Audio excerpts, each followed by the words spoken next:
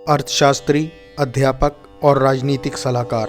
एक ऐसा आदमी जिसने एक साम्राज्य का तख्ता पलटा और दूसरे साम्राज्य की नींव का पत्थर बना।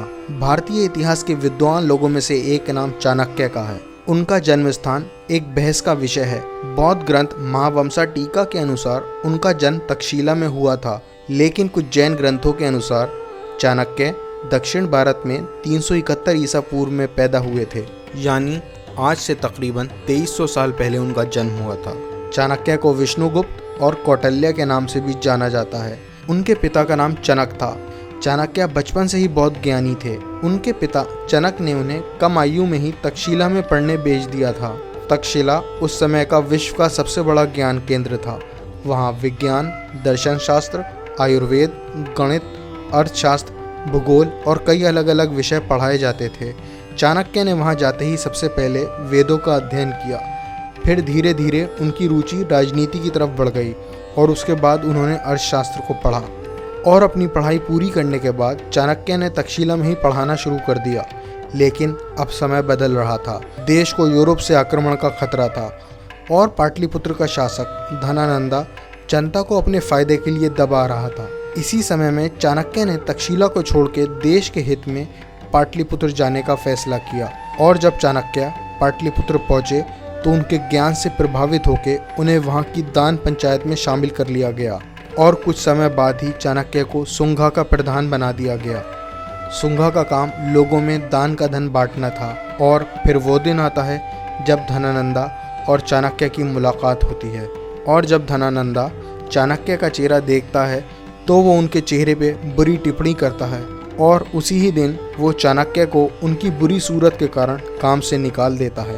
तभी चाणक्य धनानंदा से कहता है कि मैं एक दिन तुम्हारी ये राजगद्दी तुमसे छीन लूँगा। इस विषय में कुछ इतिहासकार ये भी मानते हैं कि जब एक दिन धनानंदा के दरबार में यज्ञ हो रहा था तब चाणक्य भी उसमें गए थे और वहाँ वो गलती से प्रधान की गद्दी पर बैठ गए थे। इसी वजह से धनानंदा ने गुस्से में आकर उन्हें निकाल दिया था। दरबार में हुई अपनी बेइज्जती के बाद चाणक्य पाटलिपुत्र की सड़कों पर टहल रहे होते हैं और वहीं उनकी मुलाकात चंद्रगुप्त से होती है। चंद्रगुप्त उन्हें अपनी सराय में ले जाता है। दोनों आपस में बात कर रहे होते हैं कि तभी चंद्रगुप्त चाणक्य को बताता है कि वो राजा सरवर्ता सिद्धि का पोता है और कहता है कि सरवर्ता सिद्धि की 2 पत्नियां थीं, सुनंदा देवी और मूरा देवी। सुनंदा देवी के 9 पुत्र हैं जिन्हें नवनंदा के नाम से जाना जाता है और मूरा के 1 पुत्र जो मेरे पिता हैं। वो बताता है कि नवनंदा ने कई बार मेरे पिता और मुझे मारने की कोशिश की है। हम लोग 100 से अधिक भाई थे, लेकिन नंदा ने सबको मार दिया, मगर मैं किसी तरह से बच गया हूँ। चाणक्य ये बात सुन के उससे वादा करता है कि वो उसे उसका राज्य और अधिकार वापस दिलवा के रहेगा।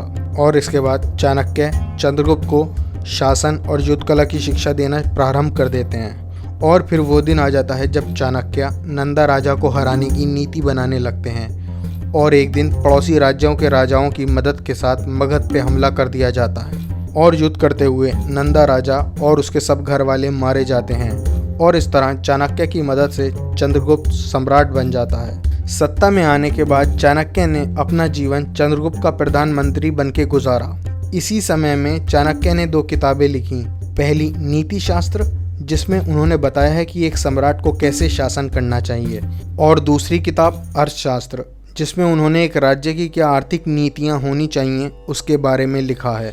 चाणक्य के नेतृत्व में मौर्य साम्राज्य उस समय का सबसे बड़ा साम्राज्य बन गया था। उसके बाद चाणक्य ने बिंदुसार को, जो चंद्रगुप्त मौर्य के बेटे थे, उनको साम्राज्य भार सौंपा। और फिर 283 ईसा पूर्व में चाणक्य की मौत हो गई। उनकी मौत को लेके कई सारी कहानियाँ प्रसिद्ध हैं।